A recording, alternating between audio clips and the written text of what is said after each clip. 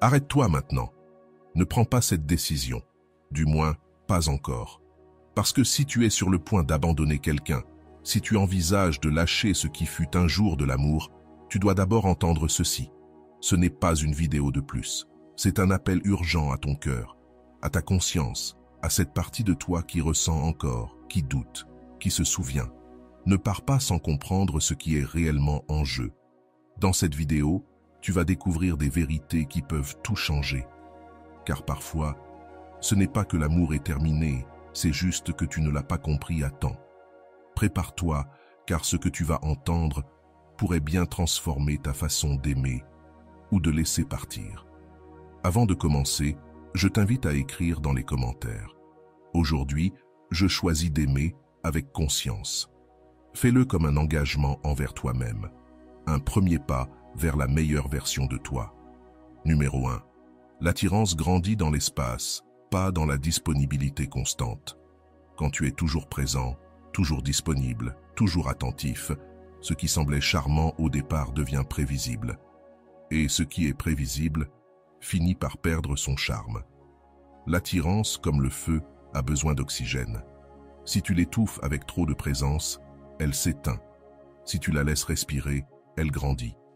Beaucoup d'hommes commettent l'erreur de penser qu'en insistant, en écrivant davantage, en étant toujours là, ils vont raviver l'intérêt d'une femme qui commence à s'éloigner.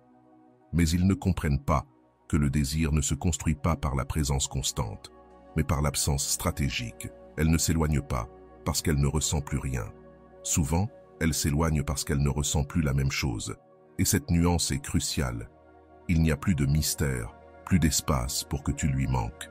Tu ne lui laisses pas le temps de penser, d'imaginer, de désirer.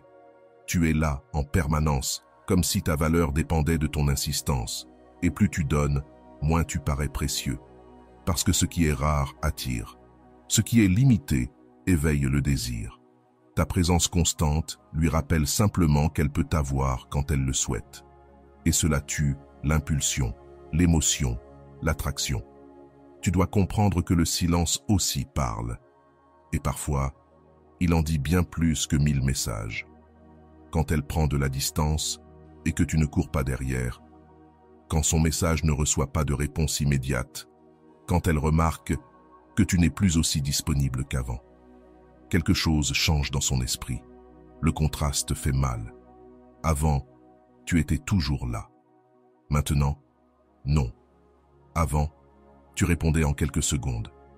Maintenant, tu prends ton temps, voire tu ne réponds pas du tout. Avant, son monde tournait autour de ton attention. Aujourd'hui, ce centre a changé. Et ça la déstabilise, ça l'intrigue. Et même si elle ne le dit pas, ça réveille des émotions. Toi, au lieu de t'inquiéter, tu dois te recentrer sur toi, sur ton monde, sur ta propre valeur. Non pas comme une punition, mais comme une stratégie de respect envers toi-même. Parce que toi aussi, tu mérites de l'espace pour réfléchir, pour ressentir, pour décider si tu veux vraiment continuer. Quand tu fais cela, ton énergie change. Tu n'émets plus un besoin, tu rayonnes de confiance. Tu ne poursuis plus, tu deviens celui qui choisit, qui observe, qui valorise son temps et son énergie. Et cela, crois-le ou non, a plus d'impact que n'importe quelle déclaration d'amour. Le détachement stratégique ne veut pas dire que tu t'en fiches. Cela signifie simplement que tu ne te laisses pas submerger, que tu sais quand avancer et quand reculer, que tu n'as pas besoin d'être là tout le temps pour qu'elle sache que tu existes. Car si ses sentiments sont réels, elle s'en souviendra sans que tu aies à le lui rappeler. Et souvent, quand une femme s'éloigne, elle attend de voir si tu vas t'effondrer ou rester solide. Si tu t'effondres, tu confirmes que tu dépendais d'elle. Si tu restes debout, elle commence à se demander si elle t'a vraiment perdu. Et cette question est puissante, car le doute est la graine du désir. Ne lui écris pas pour lui demander pourquoi elle s'éloigne. Ne cherche pas à combler le silence avec des explications. Laisse le silence parler pour toi. Laisse la distance faire son travail, car ce n'est que dans cette absence qu'elle pourra affronter son propre vide, son propre manque, sa propre confusion. Et si tu restes là, sans supplier, sans te plaindre, sans forcer, mais avec fermeté, Alors tu commences à changer la dynamique. Tu n'es plus celui qui court après. Tu deviens celui qui touche sans dire un mot, celui qui marque par son absence, celui qu'on remarque même quand il ne cherche pas à l'être. Et tôt ou tard, si quelque chose de réel existait, elle reviendra. Pas parce que tu l'as cherchée, mais parce que tu lui as laissé l'espace pour qu'elle réalise qu'elle te manque. Parce que ton silence a été plus puissant que toutes les paroles. Parce que tu as compris que la valeur ne se démontre pas en suppliant, mais en se retirant avec dignité. Parce que tu sais que tu n'es pas là pour combler les vides des autres, tout en vidant le tien. Tu es un univers complet. Tu te donnes, mais tu ne te livres pas au désespoir. C'est la différence entre un homme qui mendie et un homme qui inspire. Le premier veut convaincre, le second s'éloigne simplement et laisse le désir faire le reste. Avant d'aller loin, je te serais reconnaissant si tu mets un j'aime à la vidéo, cela m'aiderait à continuer de diffuser cette philosophie. Si tu n'es pas encore abonné, je te recommande de t'abonner et d'activer la cloche pour ne manquer aucune vidéo. Numéro 2. Son silence met à l'épreuve ton contrôle émotionnel et ta vraie valeur. Quand une femme se retire et devient silencieuse, il faut comprendre que ce n'est pas une simple déconnexion. C'est un test silencieux, non annoncé, non expliqué. C'est un examen invisible. Elle observe comment tu réagis, comment tu te comportes, comment tu maintiens ton énergie lorsqu'elle s'éloigne.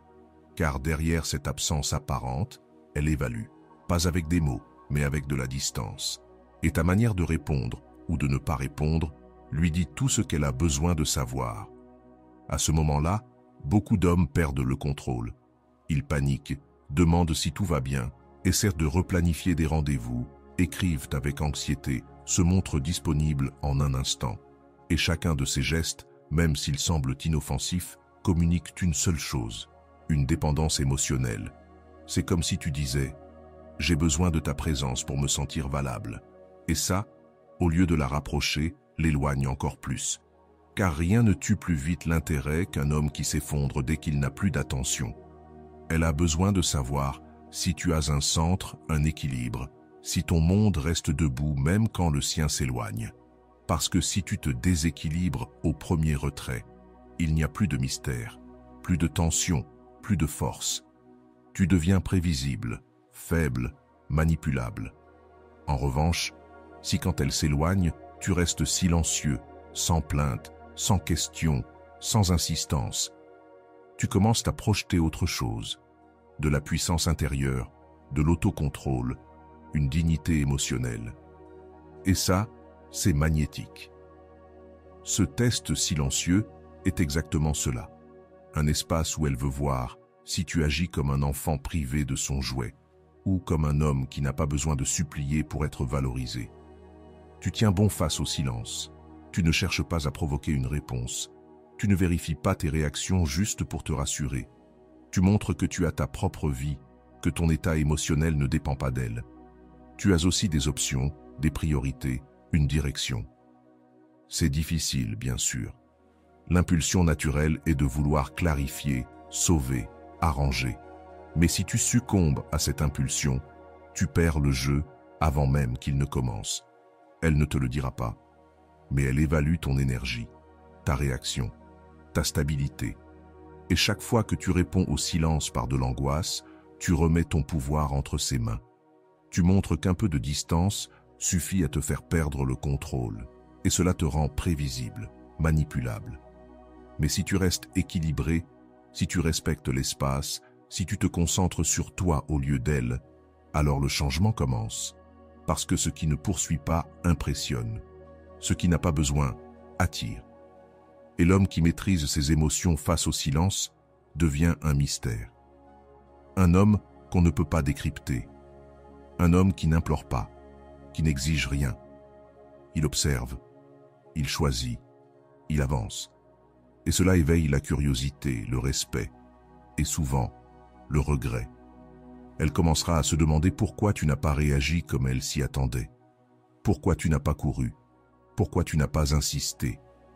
Et dans ce vide, dans cette absence de réponse, naît une émotion nouvelle. Le doute. Et le doute, en matière d'attirance, est le terreau du désir. Car celui qui doute, imagine. Et celui qui imagine, ressent. C'est là que tu gagnes. Pas dans la course, pas dans les explications, mais dans la maîtrise silencieuse. Alors, si en ce moment tu traverses ce silence, ne le remplis pas avec des mots. Remplis-le avec ta présence. Ne l'interromps pas. Reste ferme, car c'est là la véritable épreuve. Savoir qui tu es quand personne ne t'applaudit, quand personne ne répond, quand il n'y a aucune certitude. Si tu traverses ce moment avec calme, tu auras démontré ta véritable valeur. Et même si elle ne le dit pas, elle le sentira et ne l'oubliera pas. Troisième clé, ne confonds pas distance et désintérêt. Cela pourrait être ta grande opportunité. Quand une femme prend ses distances, la première réaction de la plupart des hommes, c'est la panique. Ils pensent que tout est fini, qu'il n'y a plus de retour possible, qu'ils ont été remplacés, ignorés ou qu'on ne les aime plus. Mais cette réaction précipitée est non seulement erronée, elle est aussi dangereuse. Car dans bien des cas, cette distance ne signifie pas désintérêt. Elle signifie pause. Elle signifie évaluation. Elle indique que quelque chose a changé dans la dynamique et que maintenant, plus que jamais, elle observe. Elle regarde comment tu réagis. Elle voit si tu perds ton calme, si tu paniques, si tu t'effondres ou si, au contraire, tu restes centré, aligné, solide. Ce que beaucoup ne comprennent pas, c'est que l'attirance ne disparaît pas soudainement. Elle s'endort quand la routine envahit tout, quand il n'y a plus de surprise, quand chaque message devient prévisible, quand l'énergie devient monotone. Une femme ne s'éloigne pas parce qu'elle ne ressent plus rien. Elle s'éloigne parce qu'elle veut ressentir à nouveau. Et si, au lieu de t'accrocher, tu relâches? Si, au lieu de la chercher, tu te concentres sur toi? Si, au lieu de te demander « qu'est-ce que j'ai fait de mal ?», tu choisis d'évoluer en silence. Alors, quelque chose de puissant se produit. Le silence stratégique n'est pas de l'indifférence, c'est de la maîtrise de soi. C'est comprendre que ta valeur ne dépend pas de ta présence constante, mais de ce que ton absence déclenche. La plupart font l'erreur d'insister, d'envoyer encore plus de messages, de supplier, d'expliquer des choses qu'on ne leur a même pas demandées. Et à chaque tentative de reprendre le contrôle, ils ne font que pousser davantage l'autre à s'éloigner. Parce que ce qui démontre de la valeur, ce n'est pas l'insistance. C'est la stabilité émotionnelle.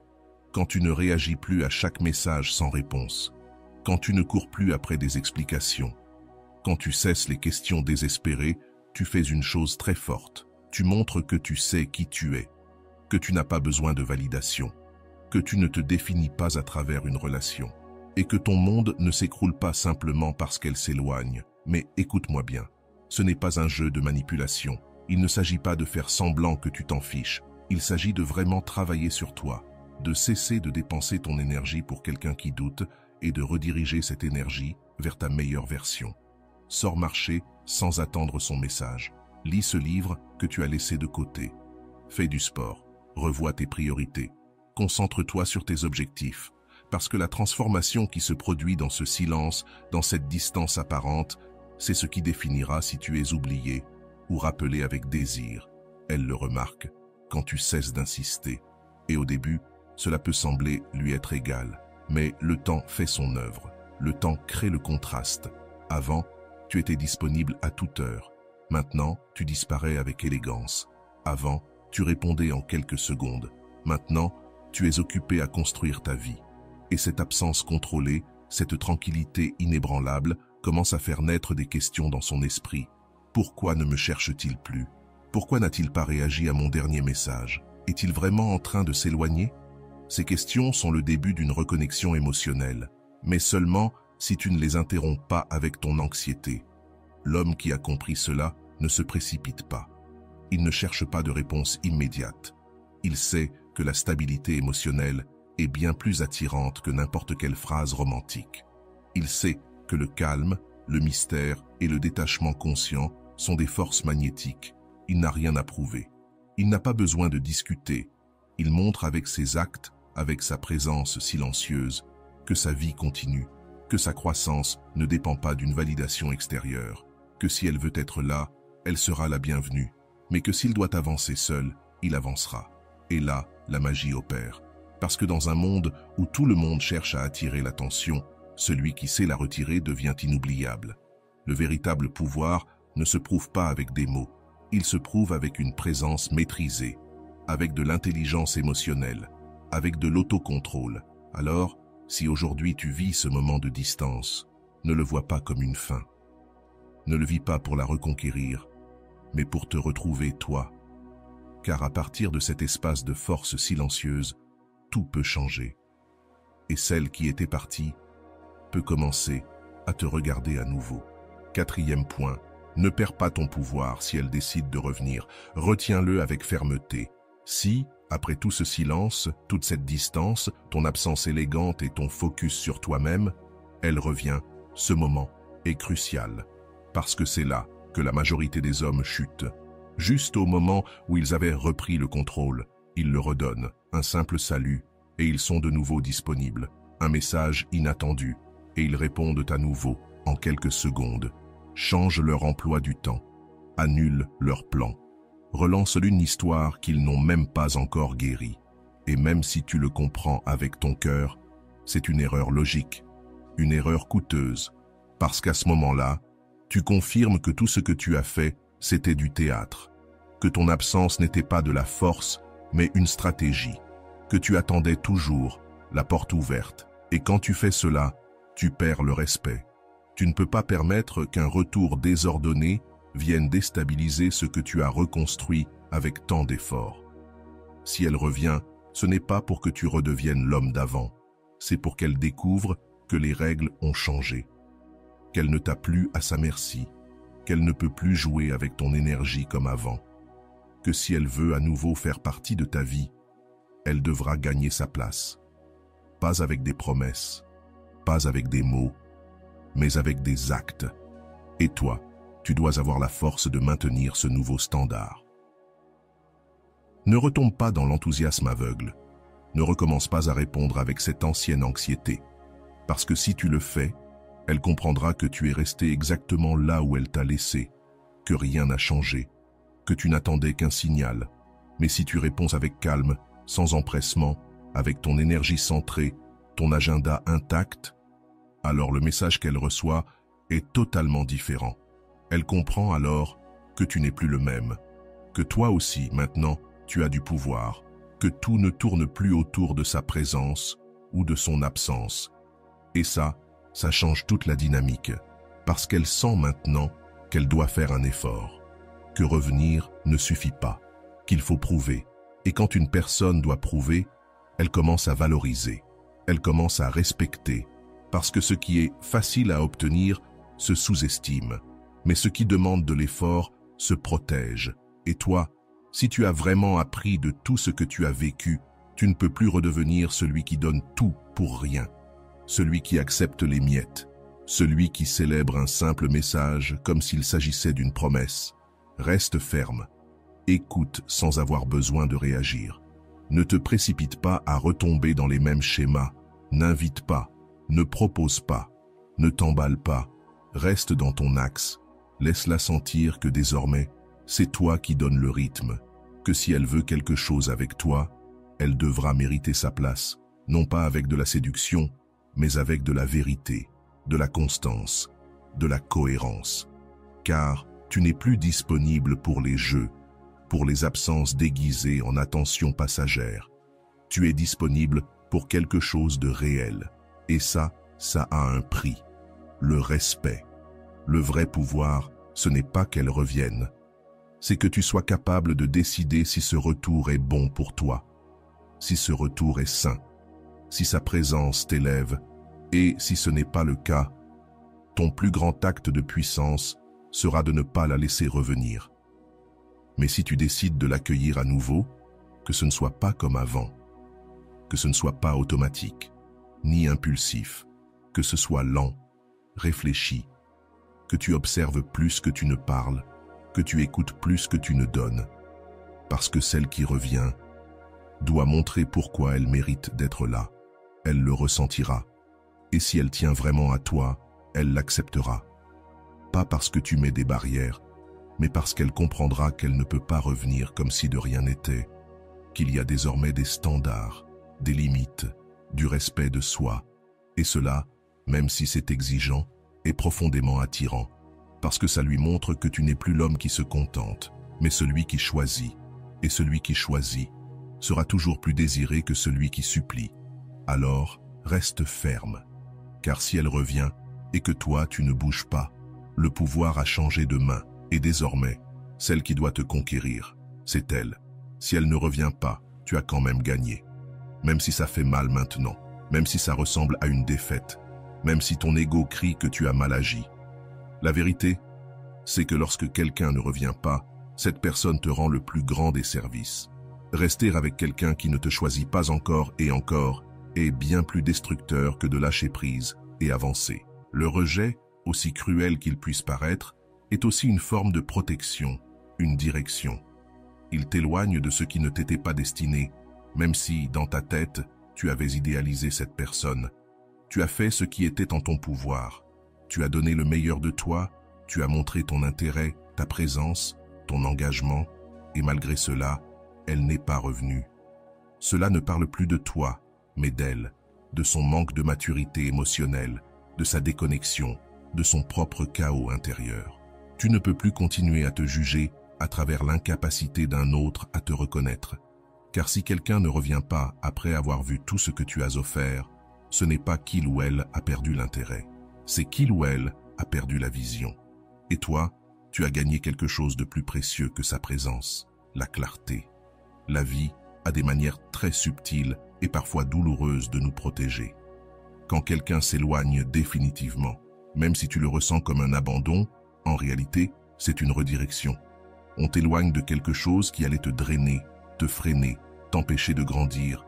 Et même si, au début, le vide fait mal, cet espace devient un terrain fertile. Tu commences à construire une nouvelle version de toi. Une version qui ne supplie plus, qui ne mendie plus l'amour, qui ne se met plus à genoux pour obtenir de l'attention. Une version qui choisit sa paix avant tout, surtout avant tout lien à moitié sincère. Remercie la leçon. Chaque absence t'a révélé qui tu étais, ce que tu autorisais, quelle partie de toi tu donnais sans condition.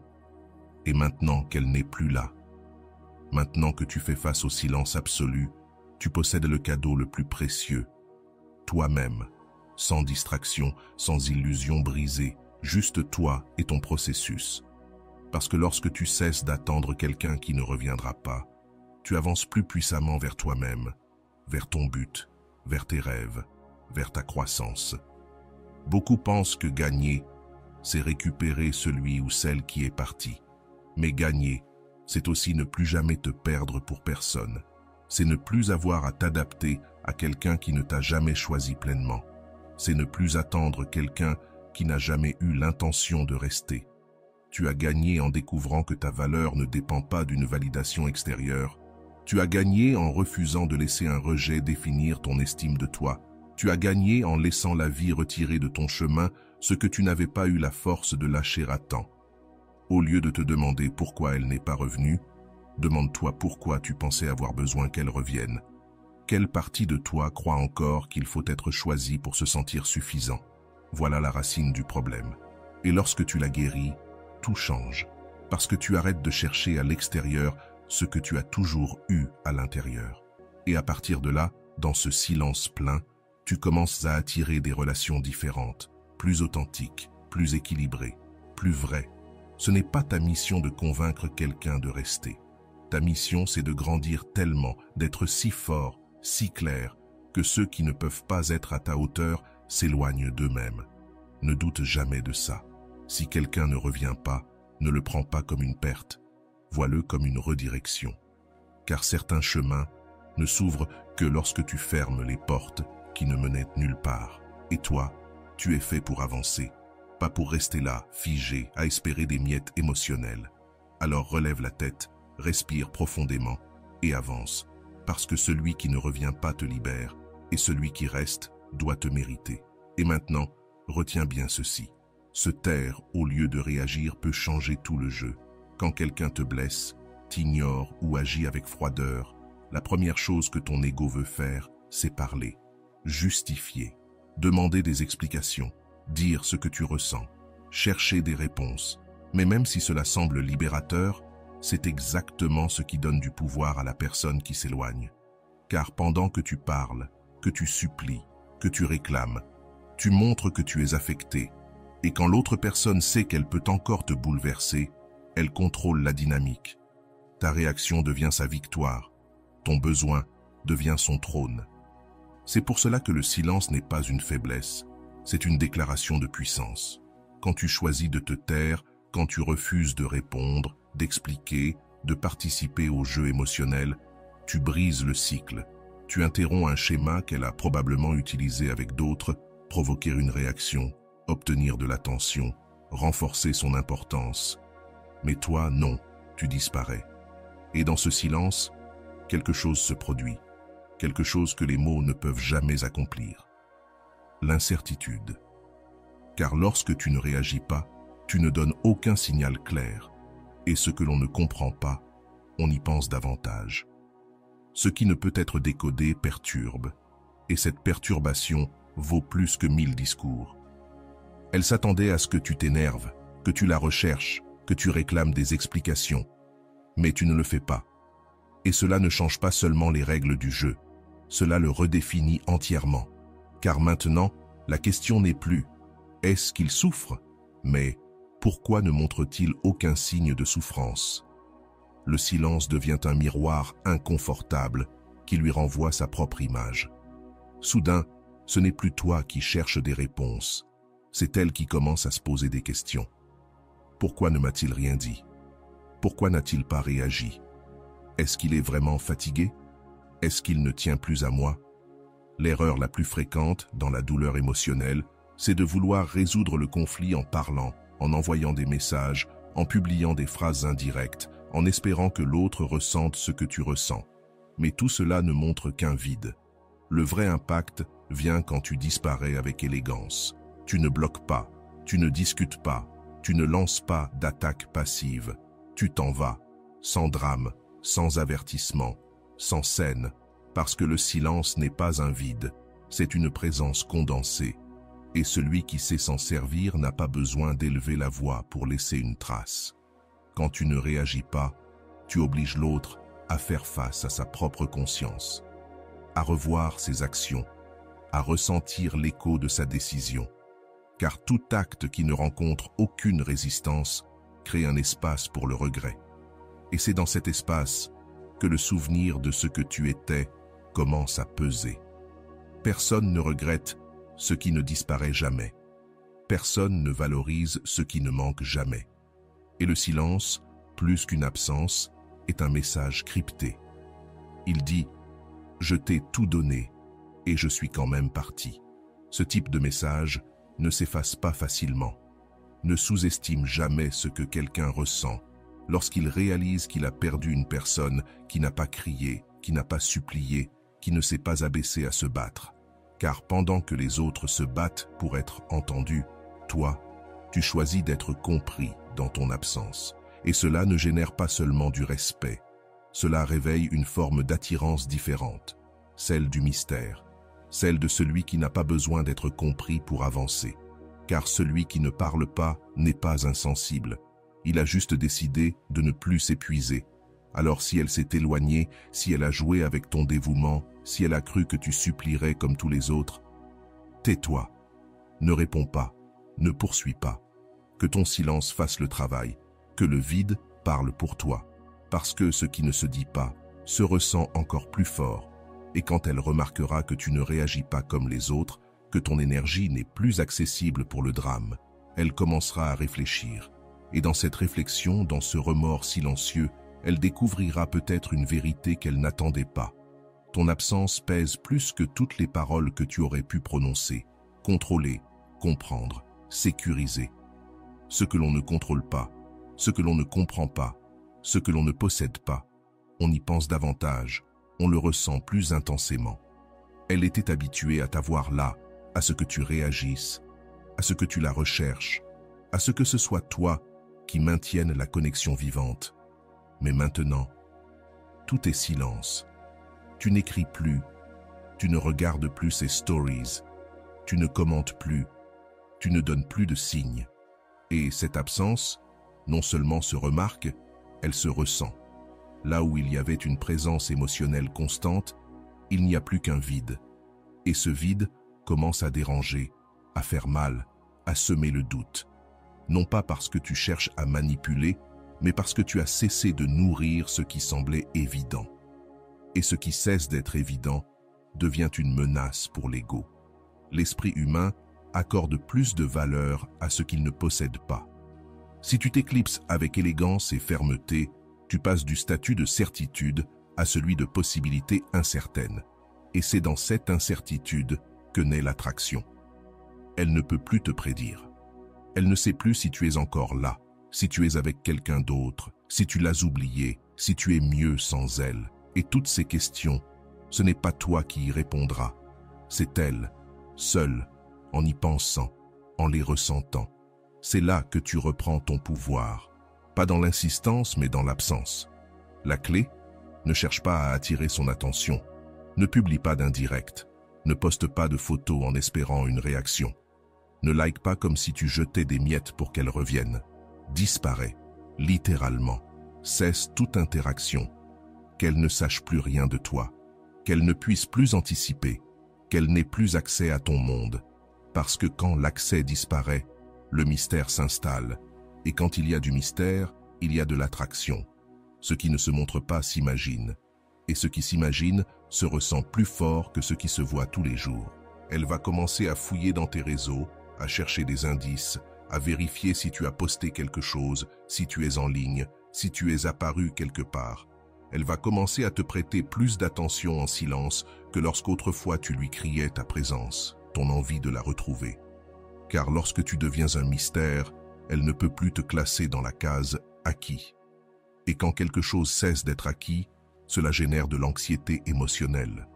La même anxiété que tu ressentais avant s'inverse. Et le plus puissant, c'est que tu n'as rien eu à faire. Juste disparaître, juste ne pas réagir, juste ne plus être là.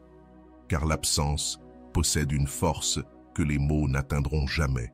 Le silence génère le doute engendre des pensées, et les pensées répétées deviennent des émotions. C'est ainsi qu'elle commencera à te manquer. Non parce que tu as dit quelque chose de fort, mais parce que tu n'es plus là. Parce que ce qui était toujours présent n'est plus qu'un souvenir qui fait mal. Et toi, pendant ce temps, tu n'attends pas, tu grandis, tu te concentres, tu améliores ta vie. Tu ne le fais pas pour qu'elle revienne. Tu le fais parce que c'est qui tu es devenu. Un homme qui ne supplie pas, qui ne cherche pas à convaincre, qui ne poursuit pas pour être désiré. Ton absence parle pour toi. Ton mystère tisse une narration silencieuse dans son esprit qu'aucune conversation ne pourra égaler. Et s'il y a quelque chose de réel, elle reviendra. Pas par pression, pas par culpabilité, mais parce qu'elle ne supportera plus d'imaginer un monde où tu n'es plus accessible. Car ce qui n'est plus à portée se désire, et ce qui disparaît avec élégance devient inoubliable. Le détachement émotionnel brise l'ego de celle qui croyait avoir acquis. Le détachement est la forme la plus silencieuse et la plus puissante pour retrouver ta valeur. Il ne s'agit ni d'ignorer, ni de faire semblant que tu t'en fiches. Il s'agit de ne plus avoir besoin, de ne plus chercher l'approbation, de comprendre que ta paix vaut plus que n'importe quel message, que n'importe quelle présence instable, que n'importe quelle tentative de manipulation émotionnelle. Et quand tu atteins cet état, quand tu arrêtes enfin de vivre dans l'angoisse d'une réponse ou l'illusion d'un retour, quelque chose en toi se libère et quelque chose en elle se brise, son ego. Pendant que tu étais là, attentif au moindre mouvement, à attendre ses stories, à réagir à ses messages vides, elle sentait qu'elle avait du pouvoir sur toi.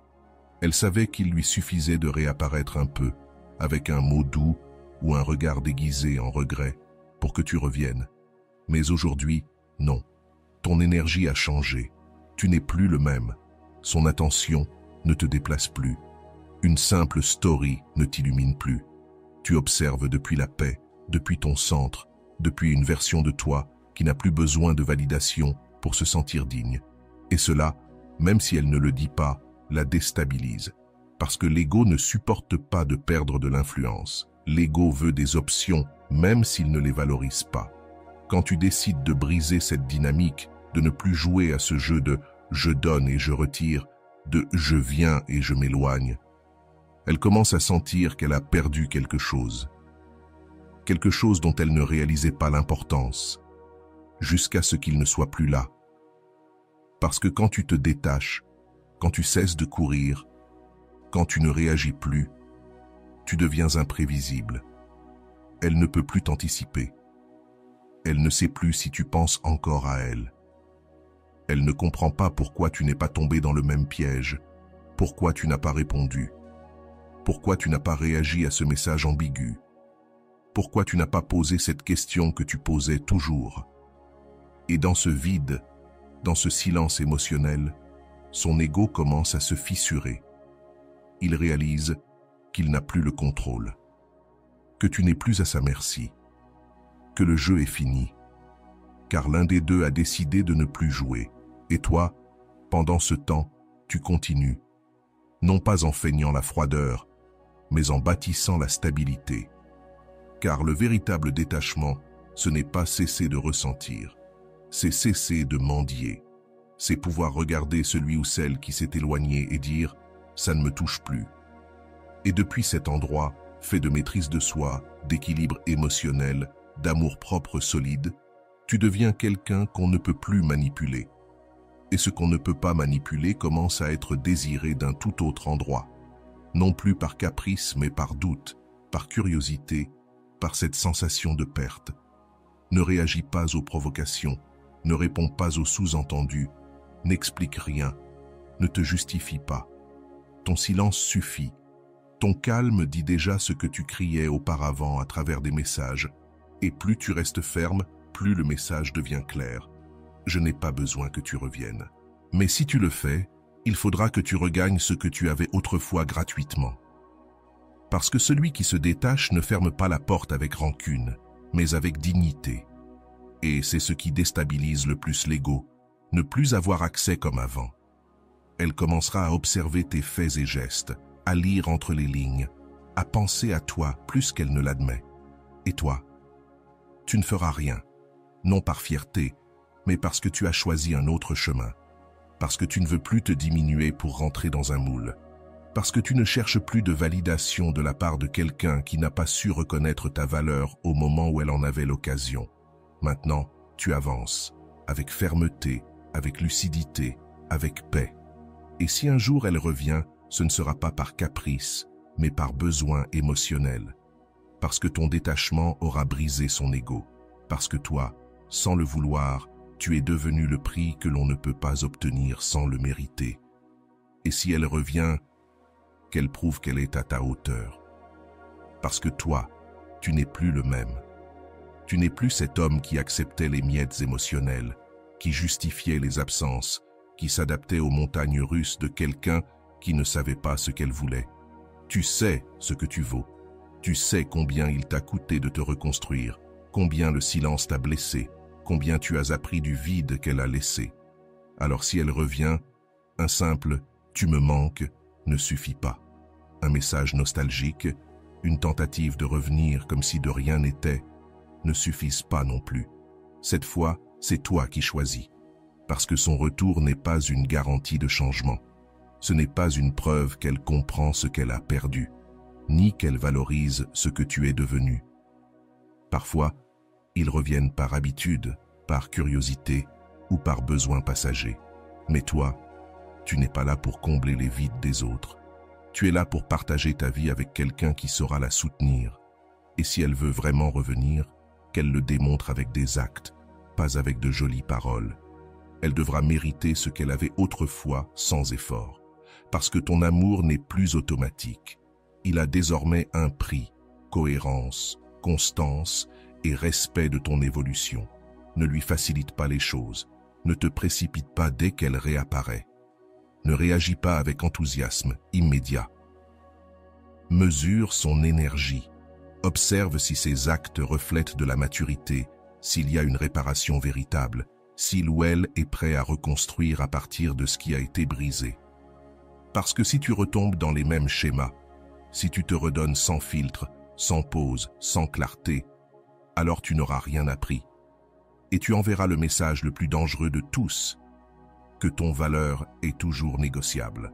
Elle doit comprendre que ta vie a continué, que pendant qu'elle doutait, toi, tu grandissais, que pendant qu'elle gardait le silence, toi, tu te retrouvais, et que pendant qu'elle ne te choisissait pas, toi, tu as décidé de te choisir toi-même, et cela doit se ressentir dans ton regard, dans ton rythme, dans ton attitude. Tu n'es plus disponible pour les amours tièdes, pour les attentions inconstantes, pour les retours sans réelle intention. Si elle revient, qu'elle le démontre, qu'elle fasse des efforts, qu'elle insiste. Pas comme une punition, mais comme une exigence fondamentale pour avoir une place dans la vie de quelqu'un qui n'accepte plus jamais moins que ce qu'il mérite. Et toi, reste fidèle à ton progrès, à ta nouvelle version, à la paix que tu as construite, aux limites qui te protègent désormais. Ne permets pas qu'un simple geste venu du passé vienne chambouler tout ce que tu as accompli depuis que tu t'es éloigné. Ton progrès est sacré. Ne le troque pas contre un peu d'attention. Ne sacrifie pas ta paix pour l'excitation de te sentir désiré à nouveau, car le désir est facile. Ce qui est difficile, c'est qu'une personne décide de rester, de construire et de respecter ton évolution. Fais-lui comprendre qu'elle ne peut pas revenir aux anciennes conditions. Si elle veut un endroit dans ta vie, cet endroit n'est plus là où elle l'avait laissé. Elle devra monter, faire des efforts, le mériter. Parce que le véritable amour ne se supplie pas, il s'honore. Et si quelqu'un revient vraiment, cela se voit à sa présence ferme, à ses actions claires, à un engagement qui ne se dit pas, mais se perçoit. Et si ce n'est pas le cas, alors ce retour n'est pas sincère, c'est juste de la nostalgie. Et toi, tu ne peux pas hypothéquer ta croissance pour un simple souvenir agréable. Alors, si elle réapparaît, regarde-la avec des yeux nouveaux, avec la sagesse que donne la douleur, avec la fermeté que donne le silence, avec la clarté que donne l'amour-propre. Cette fois, ne te contente pas de promesses, exige de la cohérence, et s'il n'y en a pas, lâche prise, car tout ce qui revient ne mérite pas forcément de rester. Mais si elle le prouve, alors, et seulement alors, envisage d'ouvrir à nouveau la porte. Pas par faiblesse, mais parce que maintenant tu sais que c'est toi qui décides des conditions d'entrée dans ta vie. Et ce pouvoir, personne ne pourra plus jamais te l'enlever. Le véritable prix d'un homme, c'est la difficulté à le remplacer. Ta valeur ne se mesure pas à ce que tu donnes, ni à combien tu insistes ou restes. Elle se mesure à quel point il est difficile de te remplacer. N'importe qui peut être présent, mais rares sont ceux qui laissent une trace si profonde qu'on la sent même dans leur absence. Et cette valeur, tu ne l'obtiens pas en mendiant, ni en étant toujours disponible, ni en t'adaptant à tout. Tu la bâtis quand tu fais de toi quelqu'un de complet, de centré, de concentré, au point que te perdre fait mal. Que te quitter soit une erreur qu'on regrette. Ce qui est toujours là perd de sa valeur. C'est une loi humaine. Quand quelqu'un sait qu'il peut t'avoir d'un claquement de doigts, il arrête de se battre pour toi. Mais si ton silence crée du vide, si ton absence pose des questions, si ton énergie n'est plus disponible comme avant, alors tu deviens inoubliable. Ce qu'on ne peut pas toucher s'imagine. Ce qu'on ne peut pas avoir s'idéalise. Ce qu'on ne peut pas remplacer, on le regrette. C'est là que tu gagnes. Pas par ta présence, mais par ta rareté. Pas par ton effort, mais par ton élégance. Tu dois comprendre que tu n'étais pas un parmi d'autres. Tu étais unique. Mais pour que cela se voie, tu dois t'éloigner. Rompre ce schéma de toujours être là, de toujours répondre, de toujours être disponible. Car tant que tu attends, tu diminues ta propre valeur. Mais si tu te concentres sur toi, si tu avances sans regarder en arrière, si tu investis ton énergie dans tes objectifs, ton corps, ton esprit, ton entourage, alors vient la transformation. Tu n'es plus quelqu'un qui attend, tu es quelqu'un qui grandit. Et cela, même si elle ne le dit pas, elle le ressent. Elle commencera à comparer, à chercher ce qui te ressemble, à mesurer le nouveau à ce que tu étais. Et là, ta trace devient lourde. Peut-être trouvera-t-elle quelqu'un de plus séduisant, plus drôle, plus disponible, mais elle ne trouvera pas ton énergie, ta profondeur, cet élément unique qui n'appartenait qu'à toi. Parce que ça ne se copie pas, ça ne se remplace pas. Et plus elle cherchera à l'extérieur, plus elle se rendra compte de ce qu'elle a perdu. Parce que l'impact réel ne se voit pas dans ta présence, mais quand tu n'es plus là. Et toi, pendant ce temps, tu ne te retournes pas. Ton valeur ne se négocie plus, elle ne se donne plus sans condition, elle ne se gaspille plus pour quelqu'un qui n'a pas su la voir. Chaque pas vers ta meilleure version est une déclaration silencieuse. Tout le monde ne mérite pas d'être avec moi. Et même si tu ne le dis pas, cela se ressent. Ta nouvelle attitude ne supplie plus, ne poursuit plus, ne se contente plus. Elle observe, choisit et avance. Et cela te rend rare. Et ce qui est rare a toujours plus de valeur. Fais de toi quelqu'un qui, lorsqu'il part, laisse un écho, qui n'a pas besoin de parler mal de qui que ce soit, ni de se justifier, ni de fermer les portes dans le drame. Tu pars en silence, en paix, mais avec une présence si forte que même ton ombre pèse encore. Quand tu construis ta valeur intérieure, les autres ne le remarquent que lorsque tu n'es plus là, que tu ne réponds plus, que tu ne cherches plus, que tu n'insistes plus. Et c'est là que naît le vrai regret. Celui de comprendre que tu n'étais pas remplaçable, juste sous-estimé. Il ne s'agit pas de vengeance, mais d'évolution, de te choisir, de ne plus courir après des gens, mais de courir après ton but, de comprendre que ton plus grand pouvoir n'est pas ce que tu donnes, mais ce que tu inspires. Et si tu y parviens, si tu deviens quelqu'un d'inoubliable, alors tu as déjà gagné. Parce qu'il n'existera aucune comparaison qui puisse t'effacer, aucun remplaçant qui puisse t'égaler, aucun retour qui ne devra lutter pour mériter à nouveau une place dans ta vie. Si ce message résonne en toi, agis maintenant. Écris en commentaire. Aujourd'hui, je choisis d'aimer avec conscience. Fais-le comme un rappel de ton engagement envers la discipline, la vertu et ton évolution personnelle. On se retrouve dans la prochaine vidéo.